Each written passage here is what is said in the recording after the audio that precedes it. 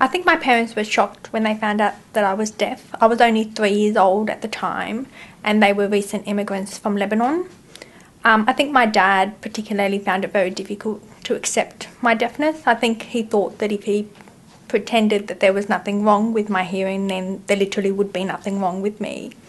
I found it a little bit difficult to deal with as I was growing up. I felt a bit ashamed about my hearing loss, but on the plus side, because they treated me the same as my siblings, it made me believe that there was nothing that I couldn't do because I had the same expectations.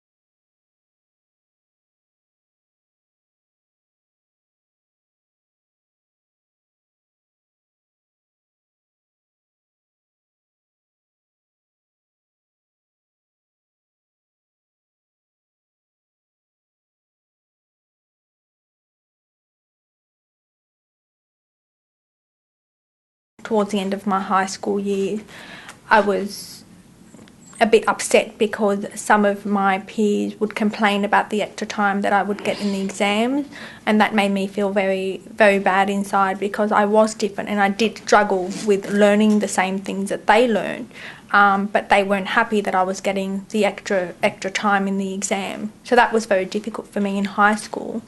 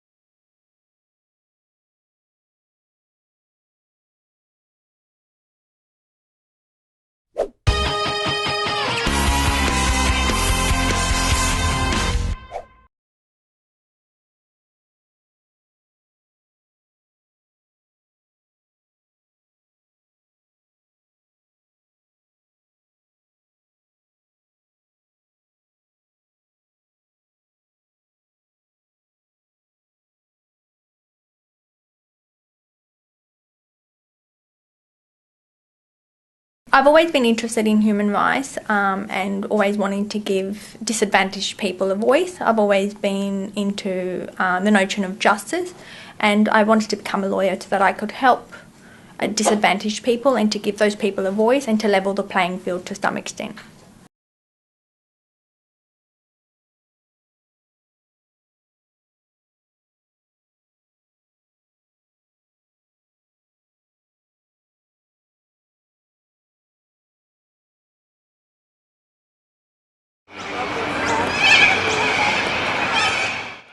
It's very difficult to find a job. I have been working in casual. I never worked full-time or part-time job before. Or when they go for interviews, if the employer knows that they have a disability, then that person has to work extra hard to try to convince that employer to hire them. They have to sell themselves more than if you don't have a disability.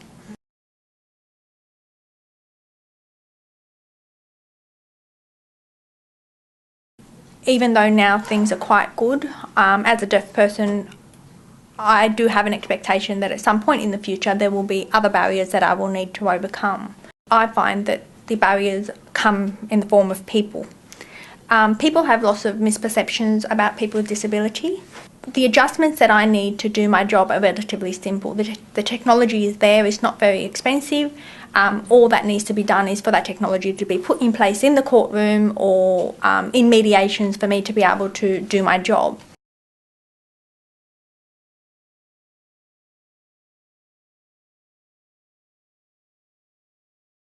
We constantly have to educate people about the rights of those with a disability in order for change to occur and for there to be an environment free from discrimination.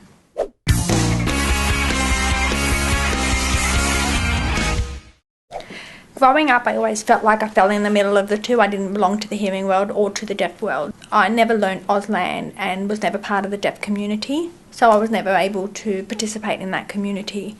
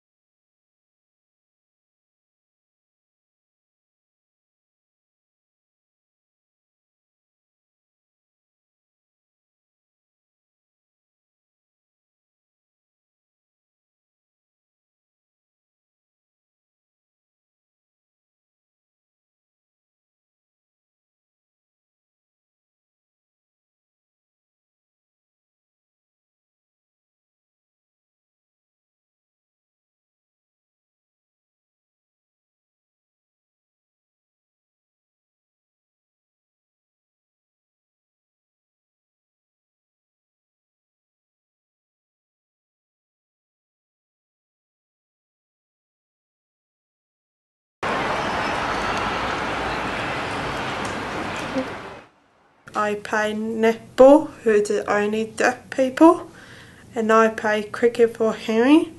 I started playing cricket last year in May.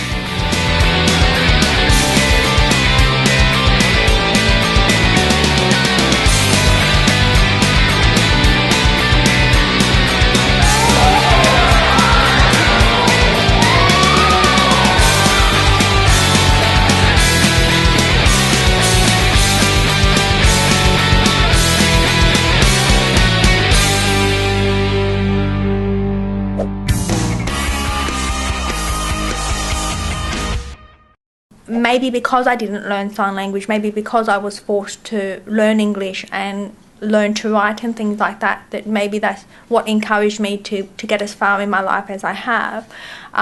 But it is a beautiful language, and you know, if there is one thing that I do wish, is that I was fluent in Auslan.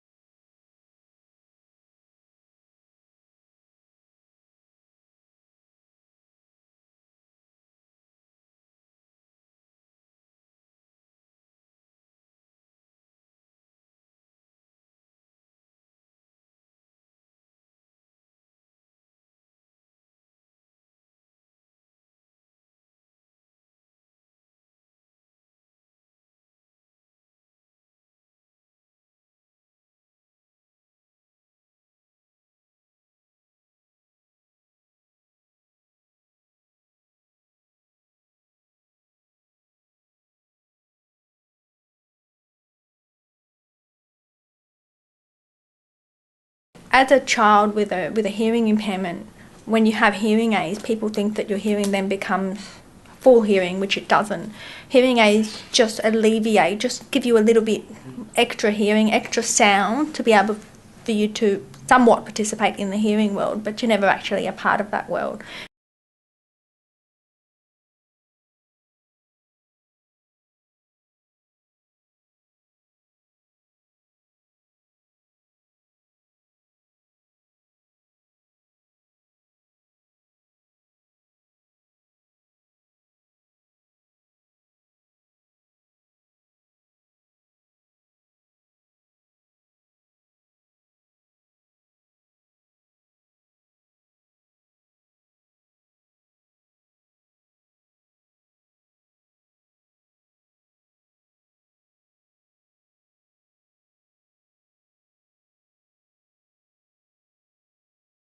I think it's important for parents to be able to give the children the best of both worlds. It is beautiful being deaf. I love being deaf. I think if I wasn't deaf, I don't know who I am, and at this age in my life, I don't want to not be deaf. I don't wish that I wasn't deaf. And I think the beauty of it is that we do get the choice of participating in the hearing world and in the deaf world.